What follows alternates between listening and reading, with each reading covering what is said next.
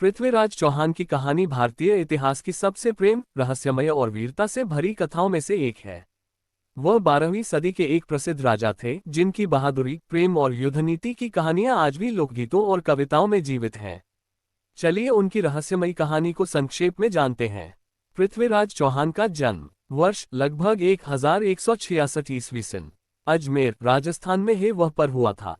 पिता का नाम सोमेश्वर चौहान था, जो अजमेर के राजा थे। उसके माता का नाम कपिला देवी था। एक वीरता और राज्य। पृथ्वीराज चौहान वंश के राजा थे और अजमेर तथा दिल्ली के शासक थे। वे बचपन से ही बहुत बुद्धिमान और युद्ध कला में निपुण थे।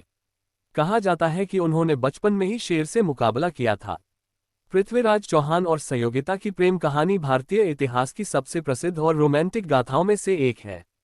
ये कहानी प्रेम, साहस और बलिदान का प्रतीक मानी जाती है। आइए इसे संक्षेप में जानते हैं। पृष्ठभूमि। पृथ्वीराज चौहान एक बहादुर और महान शासक थे, जो अजमेर और दिल्ली के राजा थे। संयोगिता कन्नौज के राजा जयचंद की पुत्री थीं।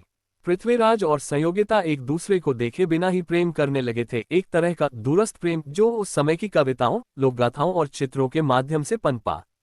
राजा जयचंद और पृथ्वीराज के बीच राजनीतिक दुश्मनी थी।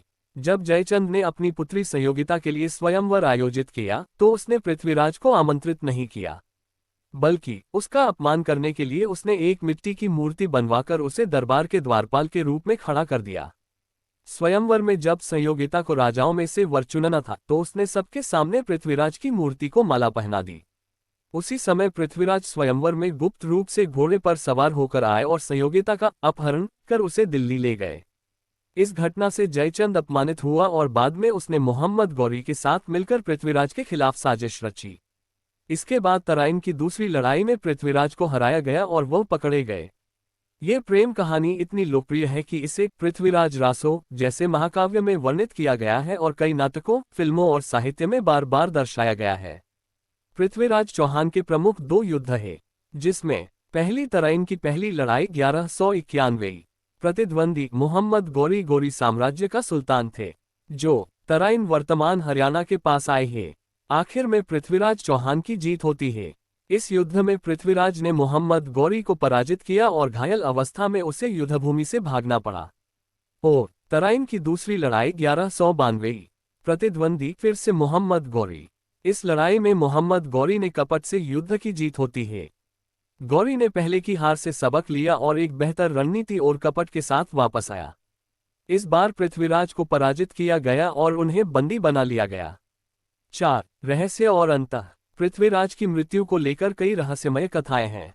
पृथ्वीराज रासो चंदबरदाई द्वारा रचित के अनुसार गौरी ने उन्हें अंधा कर दिया था, लेकिन चंदबरदाई ने एक योजना बनाई।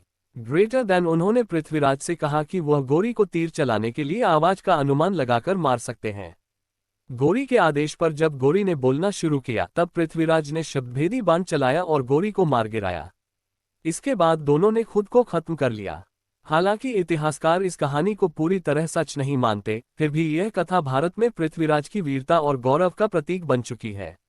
ऐसी और कहानी सुनने के लिए हमारी चैनल को सब्सक्राइब करें, लाइक करें और कमेंट करें आपको जो कहानी चाहिए।